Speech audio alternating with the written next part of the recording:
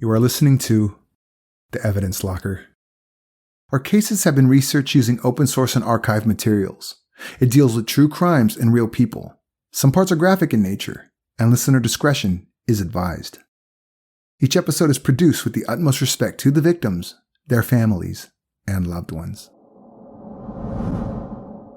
East St. Louis, Illinois, is a city across the Mississippi River from downtown St. Louis, Missouri. In 2013, based on violent crime statistics, East St. Louis was ranked the most dangerous city in the United States. Because of the high unemployment rate, it is a poor area where criminal activity is the only way to make a living for many residents. Wide streets with abandoned, boarded-up buildings set the backdrop for a community riddled with issues. Drug use is prevalent, and frequent shootings are commonplace.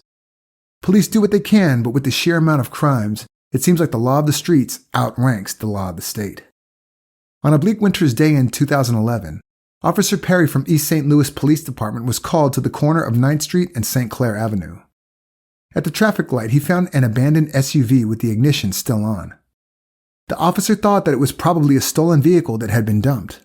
Nothing unusual around those parts. Officer Perry ran the plates, but the vehicle had not been reported stolen. He then called a towing company and arranged for the car to be taken to the tow yard.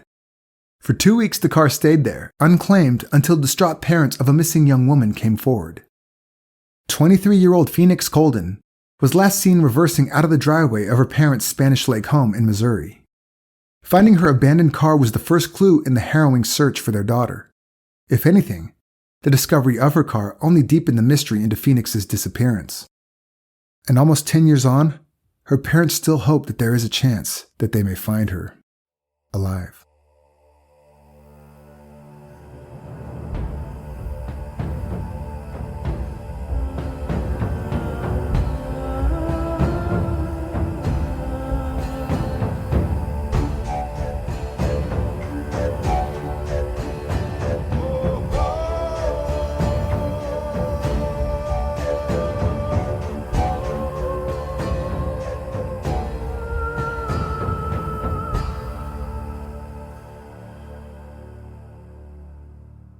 Phoenix Lucille Reeves was born in California on the 23rd of May, 1988 to single mother Goldia. When Goldia married computer systems engineer Lawrence Coldon, he took Phoenix in as his own daughter and eventually adopted her. By the time the family moved to Missouri, Phoenix's last name was changed to Coldon. The family of three settled into the community of Spanish Lake. Their home on Country Brook Drive was quiet and peaceful. Goldia Lawrence, a social worker, was a religious woman who raised her daughter following Christian values. They went to church together and prayed together at home. Phoenix always did well at school, and she was well liked by friends from school and church. Everyone who knew Phoenix liked her. She was kind and polite. Although she was somewhat reserved, she had a great sense of humor and loved sports. Her parents supported their gifted daughter in every way possible, making sure she had only the best opportunities.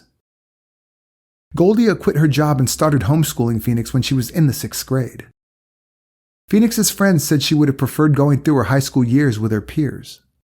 Most afternoons, Phoenix waited at the bus stop for her neighborhood friends to come home from school. Goldia always kept a vigilant eye on Phoenix's friends, as she did not want her daughter to fall in with the wrong crowd. Phoenix excelled at her academic work and dreamed of becoming a doctor. She showed a strong aptitude for music and could play the guitar and the piano. She also took violin lessons from a church friend who was the second seat with the St. Louis Symphony Orchestra. When she wasn't making music, Phoenix loved playing basketball and spent a lot of time with male cousins watching games and shooting hoops. But fencing was her ultimate sport. Years of dedicated practice paid off when she became the junior champion of a local competition. Phoenix had a bright future ahead of her. However, having been homeschooled, she was sheltered and very much under the control of her parents. Goldia had strong opinions about how a young Christian lady should behave. For the most part, Phoenix seemed to agree with her mom. They never really fought, and she never acted out. She was deeply religious herself and practiced what her parents preached. In 2007, after completing her high school certificate, Phoenix moved into an apartment with a friend. Goldia signed the lease, and this time, Phoenix was in regular contact with her parents and still attended church with them on Sundays. After 4 years, Goldia felt that it was an unnecessary expense covering Phoenix's rent. She studied at the University of Missouri at St. Louis, so it made sense that she could live at home. After 4 years, in May 2011, Phoenix moved back home. But things weren't the same as when Phoenix was a teenager. She clashed with her parents about everything and anything. Phoenix spent hours sitting in her car in the driveway, talking to friends on the phone. Goldia found it strange but wasn't concerned. She felt her daughter only needed her privacy after returning to the family home, so she didn't ask her about it. We'll take a quick break for a word from one of our sponsors. Have you ever watched the hit TV series The Office? If you're a fan like me, you know that people always ask if you prefer the American version or the original UK one. Well, guess what? There are no less than 9 other countries with their own versions of The Office. If you didn't know that, it's probably because you can't watch it in your region. But when you use ExpressVPN, you can access content available around the world with no geo-restrictions. See, with ExpressVPN, you can set your location to one of nearly 100 different countries. This means you control where you want sites to think you're located, giving you access to content that isn't available in your country. It's seriously easy to use. Just fire up the ExpressVPN app on your computer or TV, select a location, and hit connect. Most of the time, I don't even realize I have ExpressVPN on. It runs seamlessly in the background when I stream content in HD quality, no issues. For less than $7 a month, ExpressVPN lets you access thousands of new shows and movies on Netflix, Amazon Prime, Disney Plus, and tons of other streaming services. If you like watching shows or movies, ExpressVPN is a must-have. It's a no-brainer, really. Get the most out of your streaming services today at expressvpn.com/evidence. If you use our link, you'll get an extra 3 months of ExpressVPN for free. Again, that's expressvpn.com/evidence. And now, back to today's episode. 1 week before Christmas of 2011, 23-year-old Phoenix attended the Sunday morning church service at 11 a.m. She played in the handbell choir, and when the service was done, she waited in her truck while her mom went to the weekly fellowship gathering. She asked her mom not to be too long. On the way home, they stopped at a convenience store. During the drive, Phoenix opened up to her mom and said she wanted things to be like they used to be. She didn't want to fight anymore. Goldia thanked the Lord and felt happy that her daughter wanted to come back to her emotionally. They were home for a short while when Phoenix took her phone, passed her dad without saying anything, and walked out the front door. Lawrence saw her getting into her black 1998 Chevy Blazer, talking on the phone. She was wearing a dark hoodie with gray lindenwood sweatpants and black sneakers. Around 2:20 p.m., Lawrence saw Phoenix's car back out of the driveway. He assumed she was popping out to the store, or perhaps she was going to see a friend. This was the last time Lawrence ever saw his daughter again. When Phoenix didn't arrive home that evening, Goldia was concerned, but Lawrence assured her that everything would be okay. By midnight, Goldia was convinced Phoenix was in trouble, but she could not get a hold of her on her cell phone. Phoenix would never stay out that late without telling them where she was. There was not much else they could do but wait and pray that she would come home. It was a long, worrying, sleepless night. Even as a 23-year-old, Phoenix abided by the rules of her family home like the 1 a.m. curfew instated by Goldia. The latest she had ever come back was 1:20 a.m. When morning rolled around, there was still no sign of Phoenix. She had never stayed out all night before. Goldia and Lawrence called all of her friends to ask if they knew where she was. No one had seen her or had any idea what she did the previous day. The Coldons proceeded to call hospitals, but no one fitting Phoenix's description had been admitted the night before. Desperate and convinced that something was terribly wrong, Goldia and Lawrence went to the police and reported Phoenix missing. But as she was an adult who had not been missing for more than 24 hours, there wasn't much police could do. The officers searched for the Chevy Blazer's license plate number, but there was no record of the car being in an accident. In actual fact, the car had been impounded the previous day. Typically, details of all impounded vehicles are entered into a central database, but due to a delay in the system, it did not come up in the search. Phoenix's family was frantic and took to the streets with the support of friends and the church community. Everyone was looking for Phoenix. Christmas came and went, and presents lay unopened under the tree. Phoenix was not home for the holidays. for the first time ever. This was always a special time for the Coldon family, a religious celebration. Goldia and Lawrence spent their holidays handing out flyers and visiting all the restaurants and stores Phoenix was known to frequent. They spoke to everyone who knew the girl, but no one had any information. It was as if the earth had swallowed her whole. Early in the new year, Goldia received a phone call from a family friend. The man asked about Phoenix's disappearance, and he was shocked. 10 minutes later, he called back and said that he was able to locate Phoenix's car. It had been sitting in a tow yard in East St. Louis since the day she vanished. What they discovered was that at 5:27 p.m. on the day Phoenix disappeared, her car was found abandoned at an intersection of 9th Street and St. Clair Avenue in East St. Louis, Illinois. The car was right in the middle of the road with the ignition still on and the driver's door wide open. At the time, police did not see the owner of the car anywhere and had the vehicle towed as it was causing an obstruction. The location where the car was left was in a dangerous part of town, and the immediate assumption was that the car was either stolen or that the driver had perhaps perpetrated a crime. At 6:23 p.m., after Officer Perry confirmed that the vehicle was not stolen, it was towed to the yard. Even though the car was registered to Goldia Coldon and had all relevant documentation in the glove compartment, police never informed the Coldons that they had the Blazer in their possession. The negligence of law enforcement at the abandoned car scene and administrative blunders have caused an uproar of criticism from the community. The family even had to apply directly to the mayor to have the impound fee of $1,000 waived. When Lawrence and Goldia learned that Phoenix's car had been discovered in East St. Louis, they were dumbfounded. They had no idea why she would have gone into such a dangerous neighborhood. East St. Louis was only a 30-minute drive away from her home, but it was a world away from her safe suburban life. Police searched the area where the car was found. They even brought in cadaver dogs, but neither Phoenix nor any of her belongings could be found. After she disappeared, there was no sign of her on social media. No calls were made on her cell phone, and she had not accessed her banking account. Police processed her SUV but could not find any evidence indicating foul play. The only DNA inside the car belonged to Phoenix, her mom, and her dad.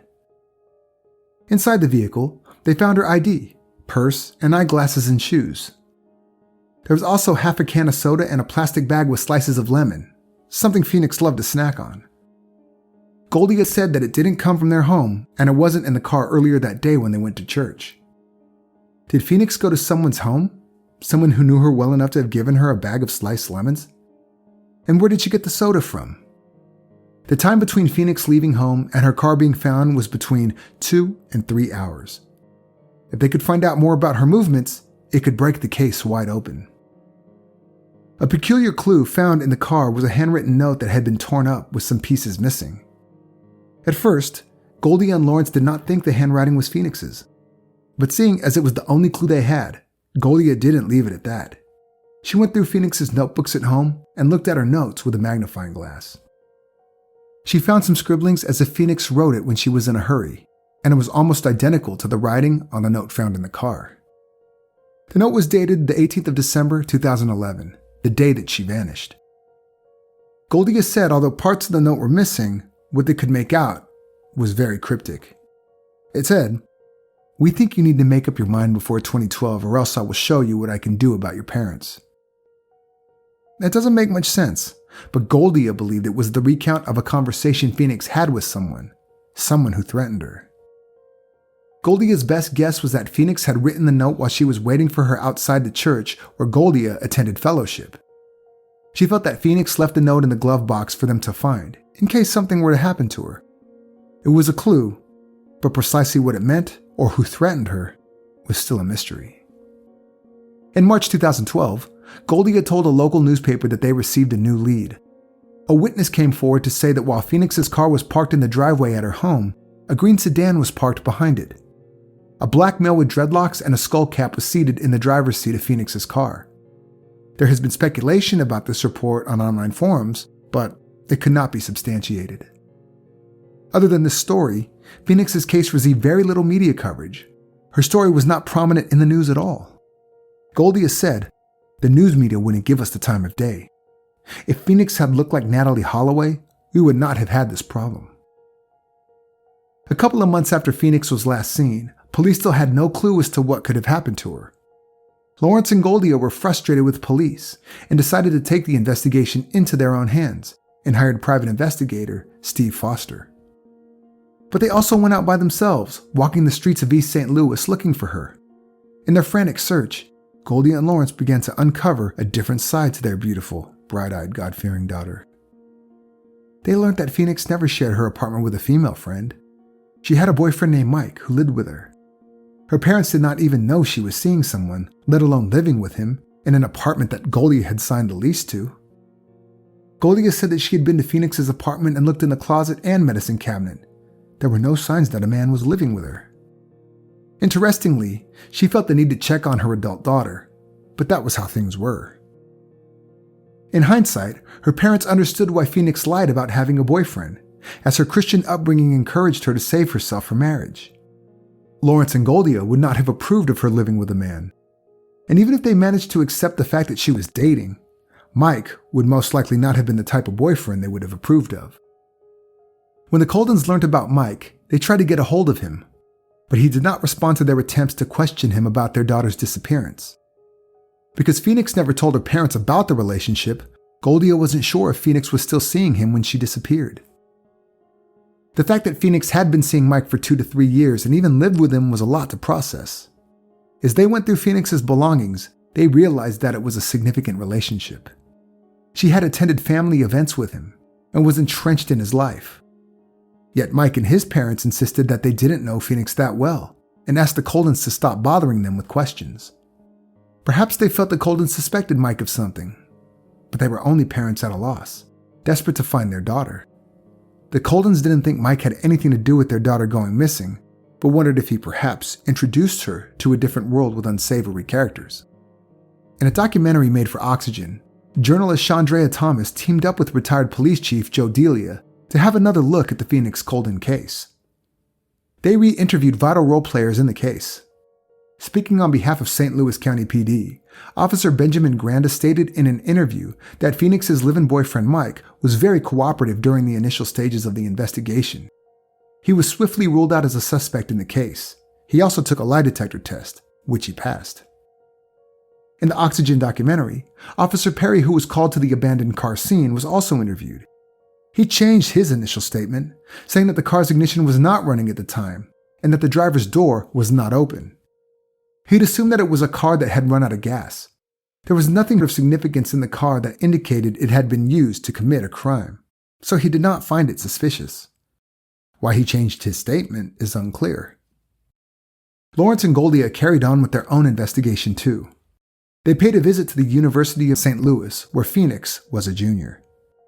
They were shocked to discover that she had not enrolled in any fall semester classes.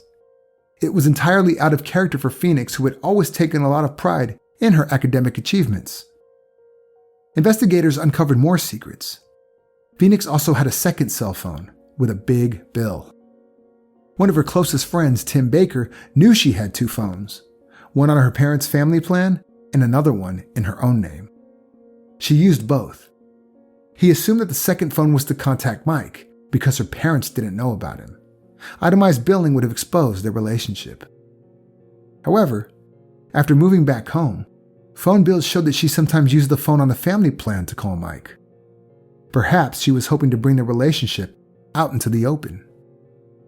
Phone records showed that the day before she was last seen, she had a conversation of almost 2 hours long with Mike.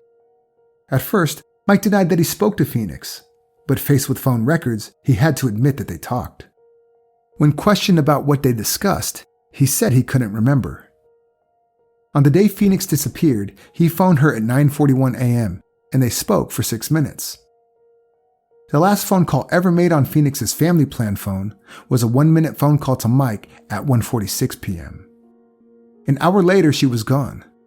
No more incoming calls came on that phone after she vanished. Which begs the question, did all of her friends know something? Was she planning to leave?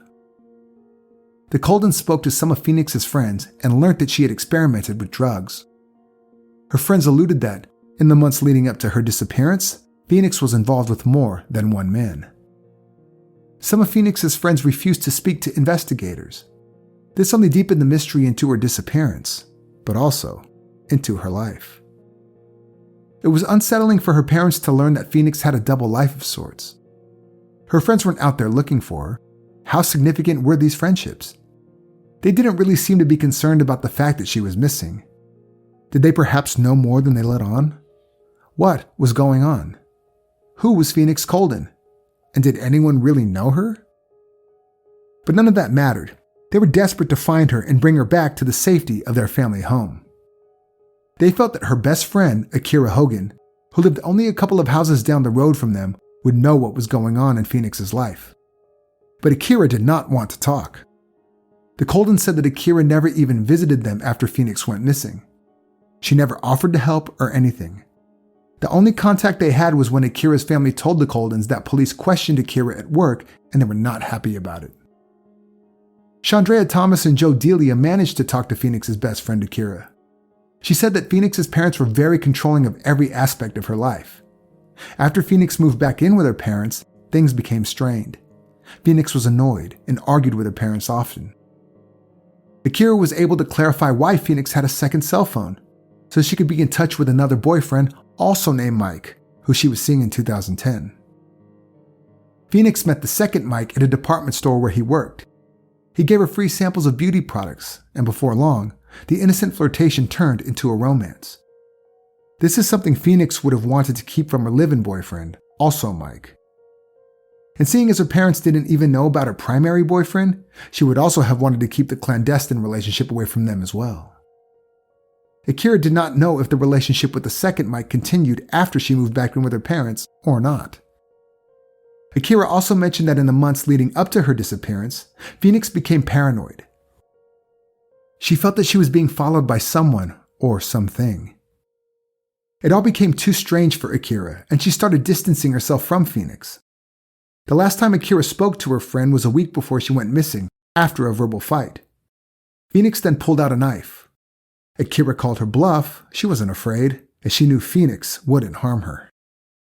According to Akira, Phoenix wasn't herself and said that she was going to pack up her stuff and leave. Joe Delia and Chandrea Thomas found out that the second Mike had a restraining order against him, filed by an ex-girlfriend. She also said that in December 2011, he researched Phoenix Coldon's case obsessively. The girlfriend confronted him. He admitted that he had been intimate with Phoenix. When the girlfriend was jealous, he asked why she was worried about someone who was dead. The girlfriend wasn't sure if he had said that because he had assumed Phoenix was no longer alive, or if there was a more sinister explanation. Perhaps the most significant discovery, as revealed on Chandrea Thomas's documentary, was a selfie video taken by Phoenix on the 15th of November 2011, a month before she disappeared. A distraught Phoenix sits behind the steering wheel of her truck and speaks into the camera. Here are some snippets of what she said. "Got ditched. This is ridiculous. I just want to start over. I just feel like I can't start a new me over. People don't give a fuck. I don't know. I gotta see things for what they are, and instead of thinking about it like that. See things for what they are."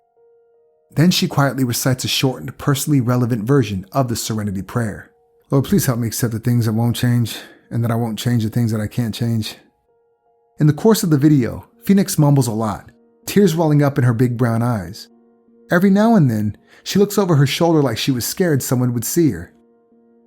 "That's why I don't want to be talking to people when I'm mad or whatever, because I say shit that I don't mean, and that's when you learn to hold your composure. I want people to take me seriously. I just want to be happy, man. I can't remember a time when I was happy, genuinely happy. I feel so stupid because I let myself go a little bit. I probably would have been in a better situation if I would have stuck with how it used to be. Might as well ride in the back with the cops all up in here. The only person who won't let me down is me." On watching this, Joe Delia concluded that Phoenix was a troubled girl. She had done something that she was ashamed of. Something that was out of sync with how it used to be. Did Phoenix get mixed up with the wrong people? Was she in some kind of trouble? The Coldons felt that Phoenix left that day to meet someone she knew. They doubt that she drove to East St. Louis for no reason. They believe she drove off thinking she would return. They also firmly believe that it was not Phoenix who left the car where it was found. They think that someone else, perhaps an abductor, drove there because they knew an abandoned car would not garner too much attention on the crime-riddled streets of East St. Louis. One fact that always bothered Goldia was the family friend who located Phoenix's car. She had sent out an email to all their contacts in the days after Phoenix went missing. This friend was on the list of recipients. Yet, when he called 2 weeks later, he acted like it was news to him. In all that time, the police were unable to find Phoenix's Chevy Blazer. How was this man able to find it within a matter of minutes? Did he perhaps know what happened to Phoenix? The man claimed he didn't, although he couldn't really explain how he knew where her car was. By Goldia's own admission, when your daughter goes missing, you don't believe anything anyone says anymore. She could not solely focus on this man and neglect exploring other possibilities. During their search, the Coldons uncovered a world entirely foreign to theirs, that of sex trafficking. The morally righteous parents found themselves in strip clubs, talking to everyone from sex workers to bartenders and drug dealers. Goldie and Lawrence discovered that another young woman was taken from her car in the vicinity where Phoenix's Chevy Blazer was found. The victim said that she was taken from her car when she stopped at a traffic light. Her captors left her car running when they took her to an apartment nearby. According to the woman, she was told that she was going to work for them as a prostitute. Fortunately for her, she managed to escape. The immediate area of East St. Louis, where Phoenix's truck was found, has been linked to human trafficking in the past. According to a statement posted by the Missouri Sheriff's Association, the St. Louis metro region is one of the top 20 areas in the country for human trafficking. It is an unsettling thought that sex trafficking could happen in suburban USA. But sadly, it is a reality. According to statistics on the Human Trafficking Hotline's website, there were more than 8,000 reported cases of sex trafficking in 2019 alone. Phoenix's selfie video does sound like she could have been groomed by sex traffickers. Chandrea Thomas and Joe Delia spoke to Katie Rhodes, who founded Healing Action, an organization that supports survivors of sex exploitation. Katie revealed the MO used by human traffickers. They usually find a vulnerable girl who is dissatisfied with her circumstances. They promise the girl something better than her current situation, dangling a carrot of what life could be like. Then, after a period of slow grooming, they set up an incident to ensure leverage on them. It's a process of slow grooming, followed by a quick grab. Groomers work in a wide range of industries and can be a friend or someone who poses as a boyfriend. In Phoenix's case, evidence of one shameful act that would have shocked her parents would have been enough to convince her to leave. Perhaps she felt stifled being back at home and dreamt of living by herself, away from pressure and expectations. But people who knew Phoenix reckoned that even if she wanted to get away, she would never have been so cruel as to leave her parents wondering about her fate. It is possible that because she was not overly street smart, someone offered her a way out, which she agreed to. But once she left, she was trapped and could not return or contact her family. Steve Foster, the Coldon family's PI, discovered a reason for conflict between Phoenix and her parents in the time before she went missing. She had taken savings bonds from the family safe that were in her and her mother's names and cashed them. Altogether, Phoenix squirreled away $2,500. No one knew what she did with the money. Was she trying to set up a fund to help herself get away from home? Did she owe someone money? Was someone blackmailing her? Either way, while rummaging through the safe, Phoenix discovered that she had 2 birth certificates, one as Phoenix Reeves, and another, which was issued after Lawrence adopted her, as Phoenix Coldon. Could it be that she found out for the first time that Lawrence wasn't her biological father? That meant she also found out that she was born out of wedlock, which was the opposite of what she was taught was right. Goldia and Lawrence made her believe that sex was only for procreation, not recreation, and that she should save herself from marriage. Yet Goldia had Phoenix as a single mother. No one would know what was said in the home around this time, but if this was all news to Phoenix, it would have made her question everything that she had ever been taught. The fact that some of her friends refused to speak to police made investigators believe that they knew something.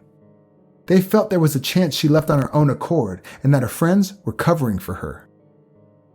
Joe Delia explored the theory that Phoenix left intending to start over. With her original birth certificate as Phoenix Reeves, she could have been able to obtain a social security number, driver's license, and passport. Joe's researcher found 4 people by the name of Phoenix Reeves and was able to exclude 3. The 4th one piqued their interest, as there wasn't much on public record, only an address in Alaska. The name was tied to a home in Anchorage from January 2012, only weeks after Phoenix was last seen in Missouri. After June 2012, there was no trace of the person going by the name of Phoenix Reeves. Joe Delia went to the address, but no one recognized Phoenix's picture, nor had they ever heard of anyone by the name of Phoenix Reeves or Phoenix Coldon. It was a dead end. The lack of activity on her banking account, and the fact that she has not reached out to anyone in her life, suggests the possibility that Phoenix could have met with foul play. Her disappearance has been linked to the Stacey English case in Atlanta, Georgia, who vanished in the same month and year as Phoenix. 36-year-old Stacey was last seen on Christmas Day and reported missing on December 27th. Her car was found 20 miles from her home. It was on the road, and when it was found, the ignition was running. A month later, Stacey's body was discovered in a wooded area, about a mile away from the location where her car was abandoned. Her cause of death was ruled to be due to exposure, but it seems unlikely that Stacey would have left her vehicle running, walked a mile, laid down under a tree, and simply perished of hypothermia. Phoenix's body has not been found, and police do not believe the cases are linked. Goldia and Lawrence Coldon stand firm in their belief that their daughter is still alive.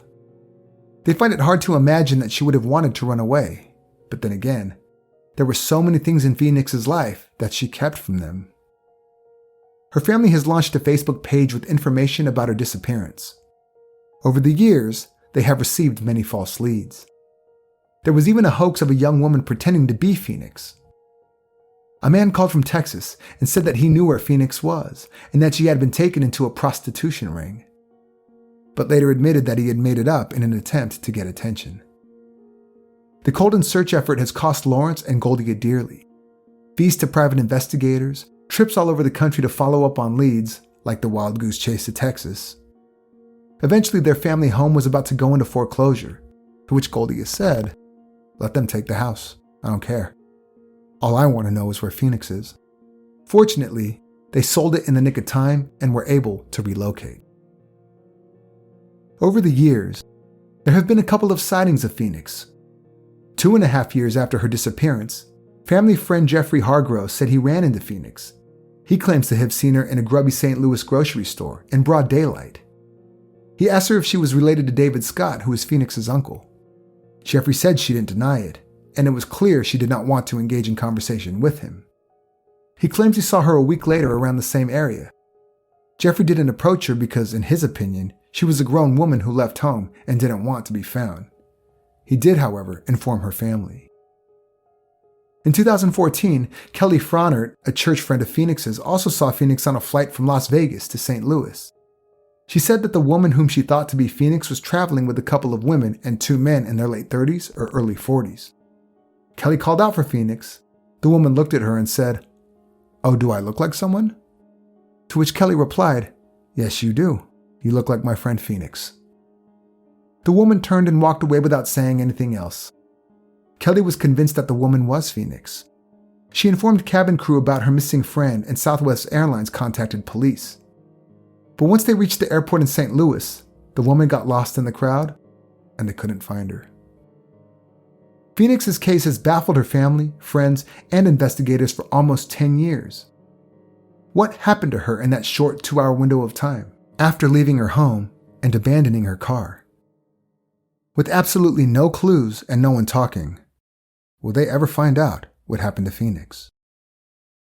If you have any information about the disappearance of Phoenix, please get in touch with her family. The link is in the show notes.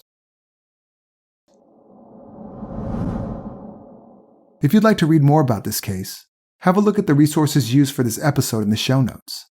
Also, visit and like our Facebook page at facebook.com/Evidence Locker Podcast to see more about today's case. If you like our podcast, please subscribe in Apple Podcast or wherever you are listening right now. This was the Evidence Locker. Thank you for listening.